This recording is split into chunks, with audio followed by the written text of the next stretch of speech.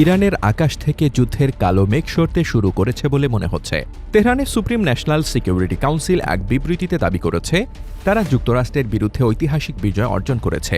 দীর্ঘ রক্তক্ষয়ী সংঘাতের পর ওয়াশিংটন ইরানের দেওয়া 10 দফা প্রস্তাবের ভিত্তিতে আলোচনায় বসতে রাজি হয়েছে বলে তেহরান থেকে জানানো হয়েছে।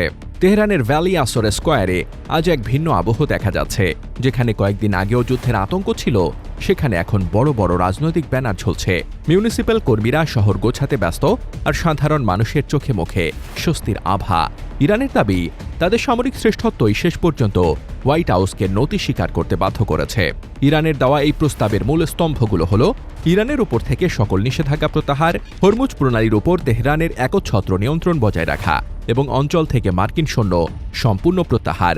সেই সঙ্গে যুদ্ধের ক্ষয়ক্ষতির জন্য যুক্তরাষ্ট্রের কাছে মোটা অঙ্কের ক্ষতিপূরণও দাবি করেছে ইরান।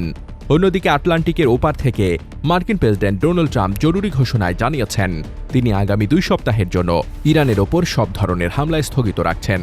ট্রাম্পের ভাষায় এটি একটি দ্বিমুখী যুদ্ধবিরতি। তবে এই যুদ্ধবিরতির শর্ত একটাই, ইরানকে অবিলম্বে আন্তর্জাতিক বাণিজ্যের জন্য হরমুজ প্রণালী খুলে দিতে হবে। এই শান্তি আলোচনার কেন্দ্রবিন্দু হিসেবে বেছে নেওয়া হয়েছে ইসলামাবাদের মাটি। শুক্রবার থেকে পাকিস্তানের রাজধানীতে শুরু হতে যাওয়া এই বৈঠকে অংশ নেবে 2 দেশের প্রতিনিধিরা। পাকিস্তানের প্রধানমন্ত্রী শাহবাজ শরীফ এবং ফিল্ড মার্শাল আসিম মুনিরের বিশেষ অনুরোধেই ট্রাম্প তার ধ্বংসাত্মক অভিযান আপাতত স্থগিত রেখেছেন বলে জানা গেছে। স্মরণযোগ্য যে এই যুদ্ধবিরতির ঠিক আগেই ট্রাম্পের সুর ছিল চরম আক্রমণাত্মক। তিনি হুঁশিয়ারি দিয়েছিলেন যে ইরান যদি কথা না শোনে তবে একটি পুরো সভ্যতা ধ্বংস করে দেওয়া হবে।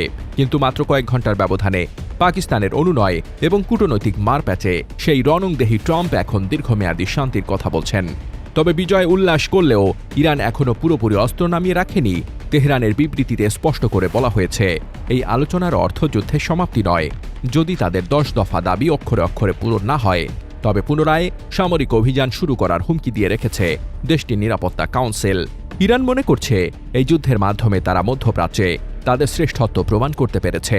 তাদের মিত্র গোষ্ঠীগুলো মার্কিন বাহিনীকে বড় ধরনের ক্ষয়ক্ষতির মুখে ফেলেছে, সে কথা বুক ফুলিয়ে বলছে তেহরান।